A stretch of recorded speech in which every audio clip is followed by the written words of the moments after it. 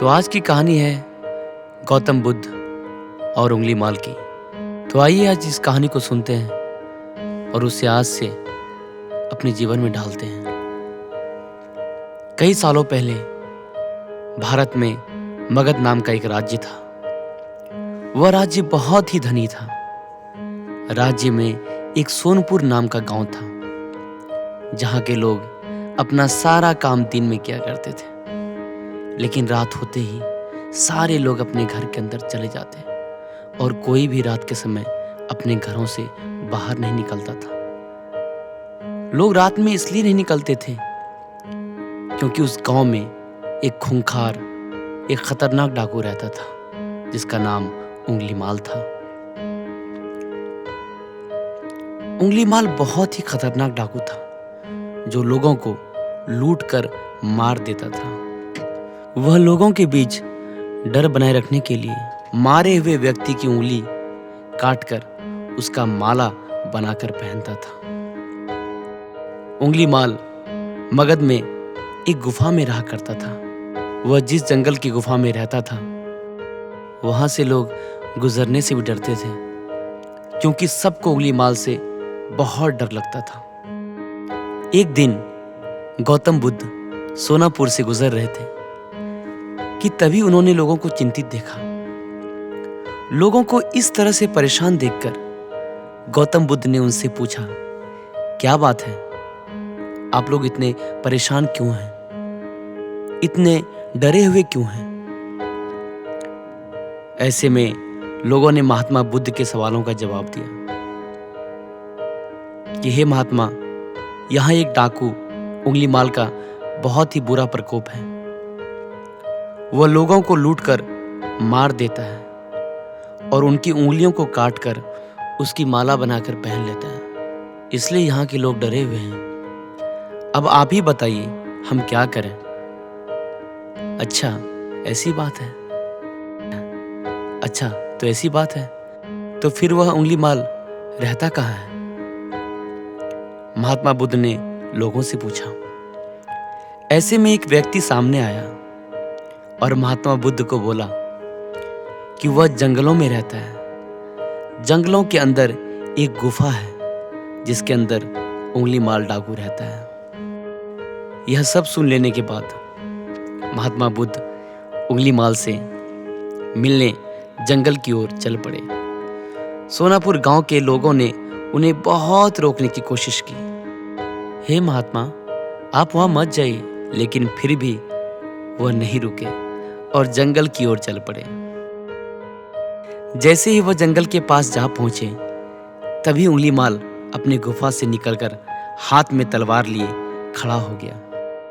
गौतम बुद्ध ने उंगली माल को अनदेखा किया और आगे बढ़ चले। गौतम बुद्ध ने उंगली माल को देखा भी नहीं और आगे चल दिए। यह देखकर उंगली माल गौतम बुद्ध का पीछा करने लगा। पीछा करते करते उंगली माल जोर से चिल्लाकर बोला, ऐ सन्यासी, रुक जा। गौतम बुद्ध ने क्या कहा? मैं तो रुक गया, तुम कब रुकोगे? तुम अपनी यह हिंसा कब बंद करोगे? महात्मा बुद्ध ने कहा। ऐसे में उंगली माल गुस्सा होकर बोला, सन्यासी, तू मुझे नहीं जानता। मैं इस राज्य का सबसे शक्तिशाली मनुष्य हूं। गौतम बुद्ध ने कहा, मैं नहीं मानता कि तुम सबसे शक्तिशाली हो। यह सुनकर उंगली माल बोला, अच्छा, अगर ऐसी बात है तो तुम बताओ कि मैं ऐसा क्या कर सकूं? अच्छा, अगर ऐसी बात है तो तुम बताओ कि मैं ऐसा क्या करूं जिससे तुम मान लोगे कि मैं सबसे शक्तिशाली हूं। तो गौतम बुद्ध ने बहुत ही प्रेम भाव से कहा, तो जाओ, उस पेड़ में से 10 पत्तियां तोड़कर लाओ। उंगली माल ने कहा, बस इतना ही? महात्मा बुद्ध के कहने पर उंगली माल ने वही किया। वह पेड़ के पास गया और उसमें से 10 पत्तियां तोड़ लाया। फिर बुद्ध ने कहा, जाओ, अब इन पत्तियों को वापस में से पेड़ में जोड़ दो। यह सुनकर उंगलीमाल अचंभित हो गया और उसने महात्मा बुद्ध से कहा, यह कैसा बेहुदा मजाक है? भला कोई पत्तियों को तोड़कर वापस पेड़ में जोड़ सकता है क्या? ऐसे में बुद्ध ने कहा, तुम खुद को सबसे शक्तिशाली कहते हो और इन पत्तियों को जोड़ नहीं सकते। अगर तुम किसी को जोड़ नहीं सकते तो उसे तोड़ो मत।